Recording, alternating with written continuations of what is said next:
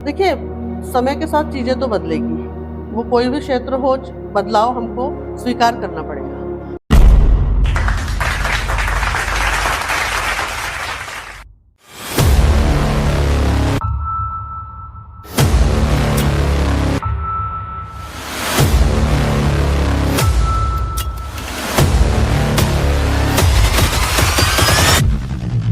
नमस्कार, मैं ऋषभ राज पाठक आपका स्वागत करता हूँ लीड लैब के मंच पे। जिस तरीके से हम विभिन्न क्षेत्रों के दिग्गजों को आपसे मिलाते हैं, वैसे ही आज शिक्षा के क्षेत्र में एक अपना नाम रखने वाली शिक्षाविद हम मिलने जा रहे हैं आस्था राय मैम से। मैम, आपका स्वागत है लीड लैब के मंच थैंक पे। यू। मैम, आप एक शिक्षाविद हैं, तो हम लोग सबसे पहले शुरुआत करते हैं कि आप शिक्षा के क्षेत्र में कैसे आए? एक्चुअली मेरे पारिवारिक बैकग्राउंड शिक्षा से था। हमारे परिवार में जितने भी लोग थे, पापा के मतलब चाचा और वो मेरे जो सबसे बड़े ताऊ जी थे, वो सेवा सदन कॉलेज में प्रिंसिपल थे, घनश्याम दास जी चौक से। फिर एक मेरे चाचा प्रेम नारायण चौक से जी लालबाग स्कूल में प्रिंसिपल थे। मेरे एक चाचा गुजराती कॉलेज में प्रिंसिपल थे। तो पारिवारिक बैकग्राउंड कुछ इस तरह से था कि दूसरी कोई चीज़ समझती ही नहीं थी। मैम, यानी आपका जो पारिवारिक बैकग्राउंड शिक्षा का क्षेत्र का था, इस कारण से आप शिक्षा के क्षेत्र में आए हैं। लेकिन पहले की शिक्षा और अभी की शिक्षा में बहुत सा परिवर्तन हो गया है, तो आप उसमें किस तरीके से तुलना करते हैं? लेकिन जो पुराने ज़माने की शिक्षा है, जैसे हम थोड़ा-सा पुराने हैं, तो ऐसा माना जाता है कि जिस तरह से पहले डाँटना, मारना, बच्चों को प्रेशर में रखना, दबाव में रखना और उनके पास भटकाव के रास्ते बहुत कम थे। तो अब जो शिक्षा का क्षेत्र है, ये बहुत चुनौतीपूर्ण है और इसमें हमको समय के साथ चलकर ही बच्चों को सिखाया जा सकता है, पढ़ाया जा सकता है। मैम, जिस तरीके से शिक्षा का जो क्षेत्र है, इसमें टीचर तो अपना रोल निभा ही रहा है, लेकिन पेरेंट्स का भी कुछ रोल होता है, तो वो एक अच्छी पेरेंटिंग किस प्रकार की होनी चाहिए? हाँ, ये तो एक आज का सबसे बड़ा प्रश्न है। बहुत बड़ी विडंबना है कि हमारे ज़्यादातर पेरेंट्स बच्चों को स्कूल में डालकर और ट्यूशन पर भेजकर वो इतनी सी मान लेते हैं कि हमने तो हमारा दायित्व निभा दिया। जबकि कभी भी मतलब जो मेरी उस राय में आता है कि जब तक पेरेंट्स उस बच्चों के साथ में लेके नहीं बैठे रहेगा, उस बच्चे की शिक्षा में उसकी मदद नहीं करेगा, तब तक वो बच्चा आगे नहीं बढ़ सकता। मतलब पालक और बालक और शिक्षक, ये तीनों एक त्रिवेणी है। तीनों का जब तक सामंजस्य नहीं होगा तो वो बच्चा शिक्षा के क्षेत्र में तरक्की नहीं कर पाएगा। मैम, आप शिक्षा के क्षेत्र में एक शिक्षाविद के रूप में जाने जाते हैं बुरहानपुर शहर में, तो आप ये शिक्षा के क्षेत्र में इतना अच्छा कार्य करने की प्रेरणा आपको किस से मिली? इसकी प्रेरणा जो थी, एक तो परिवार था, दूसरा मेरे पापा थे। वो लगभग अपने लाइफ में जैसे हमने जो देखा है, वो 10 से 12 घंटे सिर्फ पढ़ते थे। तो उन्होंने जो पढ़ा और जो हमको पढ़ाया, और मम्मी मेरी गवर्नमेंट में टीचर थी। उस समय पारिवारिक स्थितियाँ उतनी अच्छी नहीं होती थी, तो वो घर के काम करती थी। तो जब 8th में मैं थी, तब मैं उनके बच्चों को ट्यूशन पढ़ाती थी। तो मतलब एक 12-13 साल की उम्र से मैंने पढ़ाना शुरू कर दिया।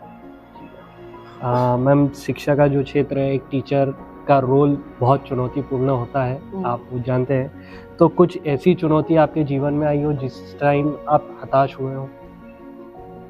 नहीं, देखिए, हताशा तो क्या होता है कि जिसका भी सेल्फ कॉन्फिडेंस बहुत अच्छा है, तो वो चुनौती को चुनौती के रूप में लेता है, हताशा के रूप में नहीं लेता। तो मुझे तो आज भी अगर ऐसा लगता है कि 2-3 दिन एकदम फ्री हो गए कि हम कुछ काम कर रहे हैं या नहीं, एकदम मतलब स्मूथ चल रहा है, तो मुझे ऐसा लगता है कि कोई काम ही नहीं हुआ। तो जब तक वो चुनौतियाँ नहीं आएगी, चैलेंजेस आपको नहीं मिलेंगे, तो आप अपनी स्किल नहीं दिखा पाओगे। मैम, एक छोटा-सा मैसेज देश के युवा के लिए आप क्या देना चाहेंगे? देखिए, आज के युवाओं को तो मैं यही कहना चाहूँगी कि उसमें जो सबसे बड़ा लैकिंग है, कमी है, वो डेडिकेशन और जिद और जुनून है। तो उनको फ़ोकस्ड होना पड़ेगा। टीचर्स का और पेरेंट्स का भी ये दायित्व है कि बच्चों को कम से कम बचपन से ही वो चीज़ें सिखाएँ कि बड़ा होके उनको क्या बनना है। वो कलेक्टर बनेगा, वो एसपी बनेगा, वो नेता बनेगा। तो वो बात अगर हम उनके पूरे, जैसे बोलते हैं ना, डीएनए में डाल देंगे, तो फिर उनको रास्ता दिखाना पड़ेगा कि उनको उसी रास्ते पर चलना है। उस चीज़ के अलावा उनको कोई भी कुछ भी नहीं दिखना चाहिए। जैसे सबसे अच्छा एग्ज़ाम्पल अभी रिसेंटली है शतरंज चैंपियन गुकेश। तो वो 18 साल की उम्र में वर्ल्ड चैंपियन है और वो 8 साल की उम्र में ये सोचता था कि मैं वर्ल्ड चैंपियन बन जाऊँगा। तो ये चीज़ हमको बच्चों में डालना है। उनको उनकी लाइफ़ के लिए समझाना है कि ये आपका उद्देश्य है, ये आपका एम है, इस पे आपको चल पड़ना है, तो वो चल पड़ेंगे। मीन्स कि अगर कोई भी विद्यार्थी है या कोई भी बच्चा है, अगर वो अपना उद्देश्य सेट कर ले, हाँ, और उसके पीछे लगा और रहे उसके रात दिन। पीछे पेरेंट्स और टीचर्स दोनों लगे रहे कि ये तुमने बोला था, ये तुमको करना है, ये तुमने बोला था, तो उसको हम उस चीज को याद दिलाएंगे तो जो आगे दाएं बाएं भागने की कोशिश करता है वो नहीं भाग पाएगा और वो अपने लक्ष्य को हासिल कर लेगा। मैम आप एक शिक्षाविद हैं, तो एक और क्वेश्चन कि किस प्रकार का विद्यार्थी अपने जीवन में सफल होता है? देखिए क्या होता है कि ये कोई पैमाना नहीं होता कि किस प्रकार का विद्यार्थी अपने जीवन में सफल होता है। मेरा ये मानना है कि हर प्रकार का विद्यार्थी अपने जीवन में सफल होता है, उसकी सफलता के मायने अलग अलग होते हैं। मतलब कोई आपका बिजनेस में सफल हो जाएगा, कोई आपको जॉब ले लेगा, कोई एजुकेशन में सफल हो जाएगा, लेकिन एक अगर रास्ता सही हो तो सफलता मिलती है। क्षेत्र उसको चूज करना है, उसकी चॉइस है कि उसको कहाँ सफल होना है। मीन्स कि कोई भी विद्यार्थी रहे, कोई भी विद्यार्थी सफल होता है, और हमने तो हमारी लाइफ में जहाँ तक देखा है कि जो मीडियोकर बच्चे हैं वो ज्यादा अपनी लाइफ में सफल होते हैं, क्योंकि उनको रिश्ते समझते हैं, संबंध समझते हैं। बहुत जो पढ़ाकू टाइप के नहीं होते वही हमेशा ज्यादा सफल होते हैं। मैम आप अपना जो ये छवि आपने बनाई है बुरहानपुर शहर में एक शिक्षाविद की, उस जो ये सफलता पाई है उसका श्रेय किसको देना चाहेंगे? देखिए मैं फिर से कहूंगी कि मेरे जीवन में दो लोगों का बहुत रोल रहा है। एक मेरे पिताजी, जिन्होंने मुझे बताया कि तुमको क्या करना है और कैसे करना है। उन्होंने मुझे वो सिखाया जो वो जानते थे, कोशिश की। और दूसरे मेरे पति, उन्होंने भी मुझे बिल्कुल उसी तरीके से फ्री रखा कि मैं जो भी करती हूँ, छोटा मोटा भी करती हूँ, तो सबसे ज्यादा खुश होने वाले वो व्यक्ति रहते हैं। और अगर घर में मेल मेंबर्स आपको साथ मिल गया तो फिर आप कुछ भी कर सकते हैं। मैम बीइंग अ विमेन, एक मैसेज वुमेन्स के लिए। लड़कियों को भी वही मैसेज है कि लड़कियों को भी अपना एक उद्देश्य लेना चाहिए, बहुत अच्छा पढ़ाई करना चाहिए, बहुत अच्छा कैरियर बनाना चाहिए। आने वाला समय और भी ज़्यादा चुनौतियों वाला होगा, तो उसको, उन चुनौतियों को, उन संघर्ष को करने के लिए सबसे बड़ा हथियार ही हमारी एजुकेशन है। तो मैं सारी लड़कियों से यही कहती हूँ कि बेटा खुद के लिए पढ़ो, बहुत पढ़ो और कहीं ना कहीं पहुँच जाओ। मैम आप अपने बचपन से शिक्षाविद बनने तक का सफ़र साझा करना चाहेंगे हमारे दर्शक? बचपन तो हमारा बहुत सादगीपूर्ण था। मेरे पापा बिजनेसमैन थे, समय समय पे उन्होंने बहुत सारे काम किए, लेकिन चूंकि वो बिजनेसमैन नहीं थे इसलिए उनको कहीं सफलता नहीं मिली, इसलिए हम लोग थोड़ा सा फाइनेंशियल क्राइसिस में रहे।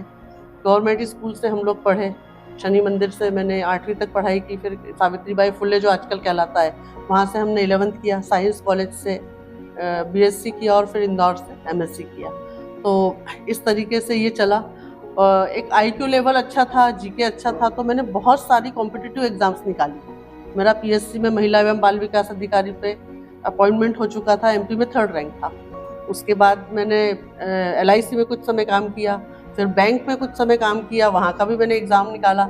लेकिन फिर बाद में मुझे लगा कि ये जोड़ घटाना अपने बस का नहीं है, तो फिर शिक्षा के क्षेत्र में आ गई। मैम आप अपने लाइफ का टर्निंग पॉइंट किसे मानते हैं? कोई ऐसा टर्निंग पॉइंट जहाँ पे टर्निंग पॉइंट तो हम नहीं कह सकते, क्योंकि मैं एक स्मूथ चली। मेरा भी एम बचपन से क्लियर था कि मुझे क्या करना है, और मैं उस पर चली और आज तक चल रही हूँ, काम करते चले जा रहे हैं। मैम आपने लीड लैब के मंच के सारे सवालों का जवाब बड़े बखूबी तरीके से दिया है। एक अंतिम सवाल कि इस मंच पर आके आपको आपका अनुभव कैसा रहा? ये बहुत ही अच्छा मंच है। मैं बहुत दिनों से जो दूसरे लोगों के इंटरव्यूज वगैरह देखती थी, तो मुझे बहुत अच्छा लगता था कि बुरहानपुर में कोई इस तरह की शुरुआत कर रहा है। तो मुझे हमेशा आसिफ सर याद आ जाते थे कि वो वैसे ही कुछ नया करने की इच्छा रखते हैं। तो ये मंच तो बहुत ही अच्छा है, और मुझे ऐसा लगता है कि शहर में हर व्यक्ति जो कहीं ना कहीं अपने कार्य क्षेत्र में सफल है वो इस पर जरूर आना चाहेगा। मैम हमको विश्वास है कि आपके इस साक्षात्कार से कहीं ना कहीं बच्चे अपना उद्देश्य फिक्स करेंगे और हर तरीके का विद्यार्थी अपने जीवन में सफल होगा। बिल्कुल बिल्कुल, थैंक यू वेरी मच।